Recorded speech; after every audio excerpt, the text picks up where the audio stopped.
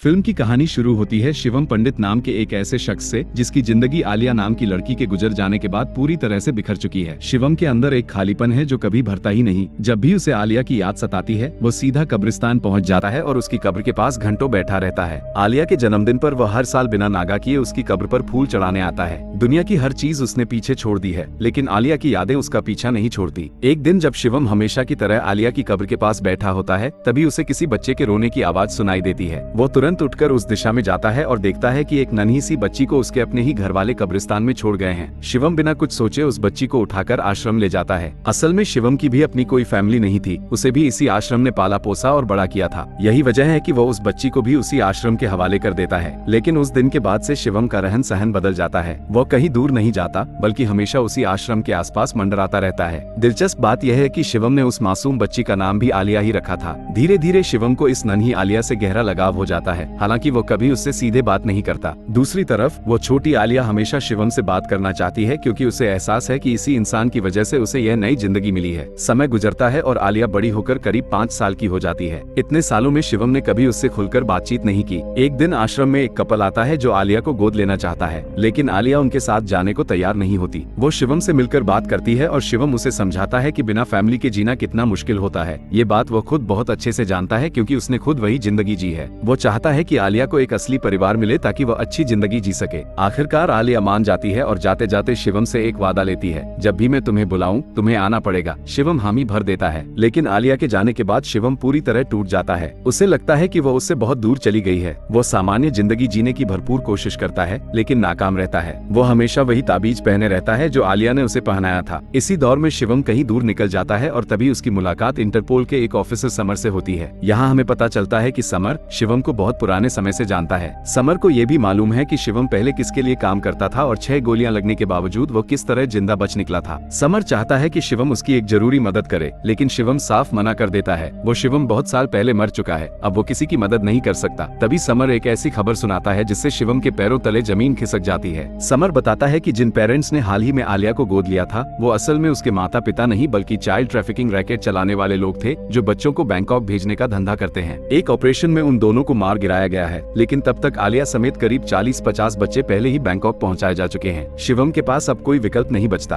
उसे तुरंत बैंकॉक जाकर आलिया और बाकी सारे बच्चों को बचाना होता है। समर उसे इस पूरे गैंग की डिटेल जानकारी देता है। सबसे पहले जिक्र आता है गैंग के लीडर अमृत का, जो इस पूरे ड्रग कारोबार को संभालता है। लेकिन असल पेचीदगी उसके बेटे जोरावर की वजह से पैदा होती है, जो चाइल्ड ट्रैफिकिंग के धंधे में उतर चुका है। वो भारत से भारी संख्या में बच्चों को लाकर उनकी डील करना चाहता है। जोरावर बेहद खूंखार है, वो किसी की नहीं सुनता और किसी को भी बेरहमी से मार सकता है। इसके बाद बताया जाता है अमृत के सबसे भरोसेमंद आदमी जयदीप के बारे में, जो उसका पर्सनल बॉडीगार्ड है और कई बार बड़े बड़े हमलों को अमृत तक पहुंचने से पहले ही नाकाम कर चुका है। अमृत के 2 और खास लोग हैं, महमूद अली खान जो पूरे बिजनेस का हिसाब किताब संभालता है, और चंगेज जो गैंग की पूरी आर्मी की कमान संभालता है। ये चारों बेहद क्रूर लोग हैं जिन्हें किसी की जान लेने में एक पल भी नहीं लगता। अमृत का दूसरा बेटा सिकंदर बिल्कुल अलग है। उसका दिमागी विकास सामान्य लोगों जैसा नहीं हुआ है, इसलिए वह हमेशा एक मासूम बच्चे की तरह डरा सहमा रहता है। इसके अलावा है जोरावर और सिकंदर की बड़ी बहन जारा, जो बेहद खूबसूरत और समझदार है और उसे संगीत बजाने का शौक है। एक और अहम किरदार है नफीसा नवाज, जो खुद एक बड़ी माफिया गैंग चलाती है और अमृत का पूरा कारोबार हड़पना चाहती है। नफीसा और अमृत के बीच पुरानी दुश्मनी है, जिस वजह से अक्सर दोनों गैंग्स के बीच खूनी टकराव होते रहते हैं। जोरावर हमेशा से चाहता था कि उसके पिता की गद्दी पर वही बैठे और पूरा कारोबार खुद संभाले, लेकिन जब तक अमृत जिंदा है यह मुमकिन नहीं। एक दिन अमृत को अपने बेटे की काली करतूतों का पता चल जाता है कि वह भारत से बच्चों की तस्करी करवा रहा है। जोरावर को डर सताने लगता है कि अगर उसके पिता को ये सब पता चल गया तो वो उसे कभी यह धंधा नहीं करने देंगे। इसी वजह से जोरावर अपने ही पिता की हत्या कर देता है और उसे एक हादसे का रूप दे देता है, मानो अमृत सीढ़ियों से फिसलकर गिरा हो। पूरा परिवार यह खबर सुनकर सन्न रह जाता है, क्योंकि अमृत सबके लिए बेहद अहम था। जोरावर भी बाहर से गमगीन होने का नाटक करता है। अमृत के अंतिम संस्कार के दिन अचानक कुछ हथियारबंद लोग वहां पहुंचकर फायरिंग शुरू कर देते हैं। जवाब में जोरावर के आदमी भी पलटवार करते हैं। इस अफरा तफरी में सिकंदर और जारा को सुरक्षित निकालना जरूरी हो जाता है, इसलिए जोरावर उन्हें लेकर एक टैक्सी में सवार हो जाता है। यहीं पर एक दिलचस्प मोड़ आता है। वो टैक्सी चलाने वाला ड्राइवर कोई और नहीं बल्कि खुद शिवम होता है। गुंडे उनका पीछा करते रहते हैं और शिवम पूरी हिम्मत और होशियारी से उन सबको बचाने की कोशिश करता है। गोलियों की बौछार के बीच लगता है कि शायद ये लोग बच नहीं पाएंगे, लेकिन शिवम एक शानदार तरकीब लगाकर उन गुंडों से पीछा छुड़ा लेता है और सबकी जान बचा लेता है। सब कुछ शांत होने के बाद जोरावर अपने आदमियों पर बुरी तरह भड़कता है, क्योंकि सिक्योरिटी की जिम्मेदारी उन्हीं की थी और यह हमला उसे एक सोची समझी साजिश लगता है। गुस्से में वह अपने ही एक आदमी को मार डालता है। ये साफ हो जाता है कि अमृत की मौत के बाद अब जोरावर ही असली फैसले लेने लगा है। इसी बीच शिवम भी वहीं खड़ा होता है और अपना किराया मांगते हुए बोल पड़ता है कि उसे वहाँ से जाने दिया जाए। चंगेज उसे धमकाते हुए ताना मारता है कि इतनी सी बात पर वो डर गया। ये सुनकर शिवम का खून खौल जाता है और वो चंगेज के सिर पर बोतल दे मारता है। ये सब देखकर जोरावर समझ जाता है कि यह आदमी मामूली नहीं है और उसे अपनी टीम में शामिल होना चाहिए, लेकिन पहले उसका बैकग्राउंड चेक करना जरूरी है। इसी दौरान ज़ारा शिवम का शुक्रिया अदा करती है। अगले सीन में एक स्ट्रीट फाइटिंग कंपटीशन दिखाया जाता है जिसमें शिवम भी हिस्सा लेता है। शुरुआत में उसका विरोधी पहलवान उसे बुरी तरह पीटता है, लेकिन जैसे ही उसकी नजर ज़ारा पर पड़ती है शिवम अंदर से बदल जाता है और उस पहलवान को बेरहमी से हरा देता है। इसके बाद ज़ारा उसे एक चिट्ठी भिजवाती है जिसमें लिखा होता है कि वो उसकी दुनिया से दूर रहे। दूसरी तरफ जोरावर और उसके आदमी शिवम की पूरी हिस्ट्री खंगाल चुके होते हैं। उसका नाम शिवम पंडित है और वह पहले मलिक के लिए काम कर चुका है, अभी टैक्सी चलाता है। जोरावर उसे अपने साथ काम पर रखना चाहता है। इसकी शुरुआत के तौर पर जयदीप और महमूद उसे एक टास्क सौंपते हैं, एक तय लोकेशन से उमर नाम के आदमी को ले आना। शिवम जब उस जगह पहुंचता है तो देखता है कि वहां ड्रग्स का बड़ा कारोबार चल रहा है और वहां मौजूद लोग बेहद खतरनाक हैं। जल्द ही वे लोग शिवम पर हमला बोल देते हैं। असल में ये सब जोरावर की एक चाल थी। वो जांचना चाहता था कि शिवम सच में इतना काबिल है या नहीं, इसलिए उसे जानबूझकर नफीसा के अड्डे पर भेजा गया था। शुरुआत में शिवम उन गुंडों को बुरी तरह पीटता है, लेकिन आखिरकार वे उसे पकड़ लेते हैं। तभी नफीसा वहाँ आती है। उसे पता है कि यह शख्स कौन है और कहाँ से आया है, इसलिए वो बिना दया दिखाए अपने आदमियों से कहती है कि उसे जिंदा दफनाकर मार दिया जाए। उसके आदमी ऐसा ही करते हैं, लेकिन कुछ देर बाद शिवम खुद को जमीन के नीचे से निकाल लेता है और अपना असली रौद्र रूप दिखाता है। वो लगभग वहाँ मौजूद सभी लोगों को मार गिराता है और आखिर में उमर का कटा हुआ सिर लेकर जोरावर के सामने पटक देता है। ये देखकर सभी को यकीन हो जाता है कि शिवम कोई मामूली गुंडा नहीं बल्कि बेहद खतरनाक इंसान है। जोरावर उसे तुरंत अपनी टीम में शामिल कर लेता है और अब वो जहाँ भी जाता है शिवम को साथ रखता है। जोरावर उसे ज़ारा और सिकंदर की देखभाल की जिम्मेदारी सौंप देता है। एक पार्टी के दौरान एक लड़का ज़ारा के पास आने की कोशिश करता है, जिससे जोरावर आग बबूला हो जाता है और सबके सामने ही उस लड़के को बुरी तरह मार डालता है। इससे साफ हो जाता है कि जोरावर एक बेकाबू और खतरनाक दिमाग वाला इंसान है जो छोटी सी बात पर भी जान ले सकता है। इसी पार्टी में जोरावर शिवम को बताता है कि उनकी गैंग में ही कोई गद्दार छिपा है और उसे 2-3 लोगों पर शक है। वो शिवम को ये जिम्मेदारी सौंपता है कि वह असली गद्दार का पता लगाए, क्योंकि जल्द ही एक बेहद अहम डील होने वाली है। असल में ये वही बच्चों की तस्करी वाली डील होती है जिसके बारे में जोरावर शिवम को कुछ नहीं बताता। इसी बीच जोरावर ज़ारा के पास जाता है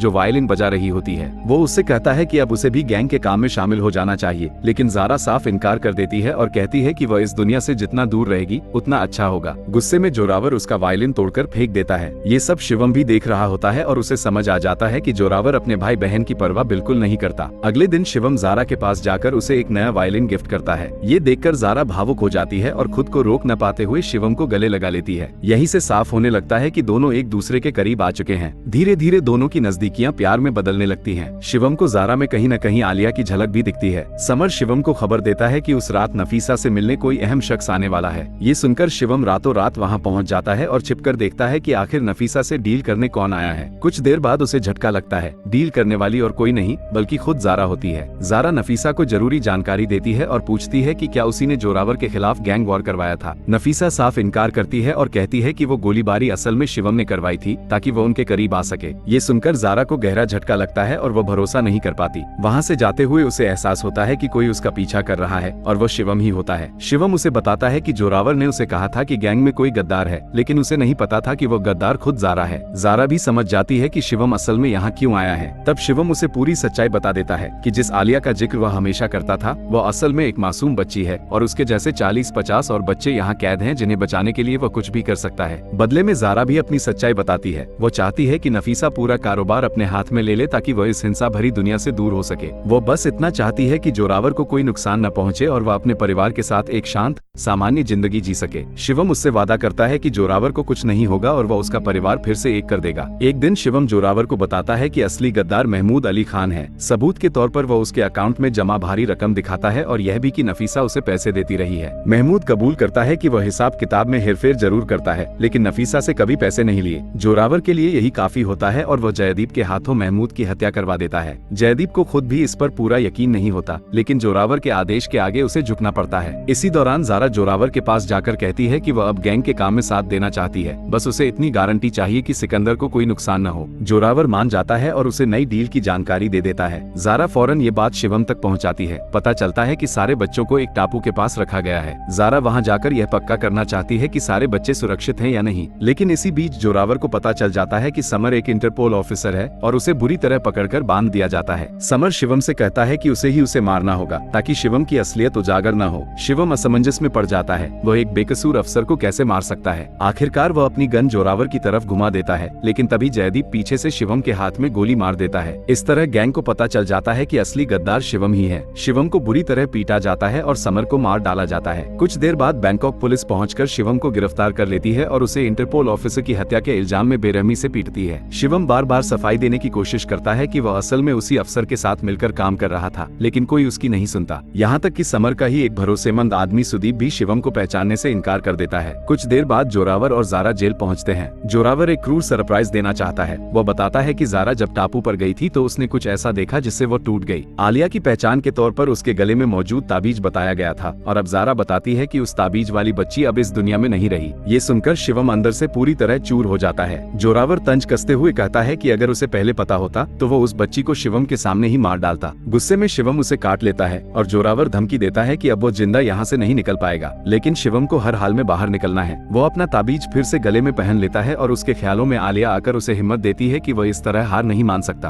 अगले दिन शिवम जानबूझकर जेल के कुछ खतरनाक कैदियों से भिड़ जाता है। वे उसे बुरी तरह पीटते हैं, इतना कि उसे हॉस्पिटल भेजना जरूरी हो जाता है। एम्बुलेंस में ले जाते वक्त गाड़ी अचानक रास्ता बदल लेती है। पता चलता है कि एम्बुलेंस चला रहा शख्स सुदीप ही है, जो असल में गुपचुप तरीके से शिवम की मदद कर रहा था। इसी दौरान पुलिस उनका पीछा करती है और सुदीप को मार डालती है, लेकिन शिवम किसी तरह वहाँ से फरार हो जाता है। अगले सीन में जोरावर बच्चों की डील मार्टिन नाम के शख्स से करने वाला होता है और साथ में जारा और सिकंदर भी मौजूद हैं। तभी नफीसा वहाँ आती है और अपने साथ शिवम को लेकर आती है। वह बताती है कि शिवम खुद उससे मदद मांगने आया था। नफीसा कहती है कि उनकी दुश्मनी अपनी जगह है, लेकिन पहले इसे संभालना जरूरी है और शिवम को उनके हवाले कर वहाँ से चली जाती है। जयदीप जोरावर को याद दिलाता है कि यह डील बेहद जरूरी है और उसे सिर्फ डील पर ध्यान देना चाहिए। शिवम को निपटाने की जिम्मेदारी उसकी है, लेकिन असल में जयदीप को अब तक पता चल चुका होता है कि अमृत की हत्या खुद जोरावर ने की थी और उसे जोरावर पर भरोसा नहीं रहा, इसलिए वो गुपचुप तरीके से शिवम का साथ देता है। तभी चंगेज अपने आदमियों के साथ फायरिंग करते हुए शिवम को मारने पहुंचता है, लेकिन शिवम अकेला ही उन सब पर भारी पड़ता है और सबको मार गिराता है। इस लड़ाई में चंगेज तो मारा जाता है, लेकिन दुर्भाग्यवश जयदीप भी इसी झड़प में जान गंवा देता है। इसके बाद जोरावर के बाकी आदमी भी एक एक करके शिवम पर हमला बोलते हैं, लेकिन शिवम अकेले दम पर सबको परास्त कर देता है। आखिर में मार्टिन का बॉस सामने आता है, जिसे शिवम लांचे से उड़ा देता है। जैसे ही मार्टिन को अपने बॉस की मौत का पता चलता है, वो डील रद्द कर देता है। गुस्से में आपे से बाहर जोरावर मार्टिन को भी मार डालता है। अब आमने सामने खड़े हैं शिवम और जोरावर। डील टूटने से बौखलाया जोरावर उन 40 बच्चों में से एक को बाहर निकालकर शिवम के सामने ही मार डालता है। ये देखकर शिवम का खून खौल उठता है। कंटेनर का गेट खुला होने की वजह से उसी दौरान आलिया बाहर निकलकर शिवम की तरफ दौड़ती है। हमें पता चलता है कि असल में उस बीमार बच्ची को ही आलिया ने अपना ताबीज पहनाया था और गलतफहमी में उसे ही आलिया समझ लिया गया था। जोरावर को जैसे ही आलिया के बारे में पता चलता है, वो उसे बंधक बना लेता है और जारा व शिवम को एक एक बंदूक थमाता है। वो शर्त रखता है, अगर बच्चों को बचाना है तो शिवम को जारा को मारना होगा और अगर जारा को अपने भाई के साथ रहना है तो उसे शिवम को मारना होगा। दोनों के पास कोई चारा नहीं बचता, लेकिन ठीक उसी पल सिकंदर पीछे से जोरावर के हाथ में गोली मार देता है। इस अफरा-तफरी में जोरावर और शिवम के बीच जबरदस्त हाथापाई शुरू हो जाती है। मौका पाते ही जोरावर सबको खत्म करने की कोशिश करता है और जारा को निशाना बनाने ही वाला होता है कि शिवम फुर्ती से उसके ऊपर एक भारी कंटेनर गिरा देता है, जिससे जोरावर वहीं दबकर मारा जाता है। इस तरह शिवम आखिरकार सभी बच्चों को सुरक्षित बचा लेता है। फिल्म के आखिरी हिस्से में सब कुछ शांत हो चुका होता है। एक म्यूजिक शो के दौरान जारा और शिवम की मुलाकात होती है। दोनों की आंखों में एक दूसरे के लिए प्यार साफ झलकता है, लेकिन कोई भी उसे शब्दों में बयां नहीं कर पाता। शिवम बस इतना कहता है कि वह हमेशा के लिए यहाँ से जा रहा है और उसे सिकंदर व आलिया का ख्याल रखना होगा। असल में जब शिवम मदद के लिए नफीसा के पास गया था, तब नफीसा ने साफ कह दिया था कि वह उसकी मदद तभी करेगी जब शिवम आगे उसके लिए काम करेगा। शिवम ने वो शर्त मान ली थी और अब उसी वादे को निभाते हुए नफीसा उसे एक नए मिशन पर दूर भेज देती है। इसी के साथ फिल्म समाप्त हो जाती है, एक अधूरे प्यार और एक नई शुरुआत के संकेत के साथ।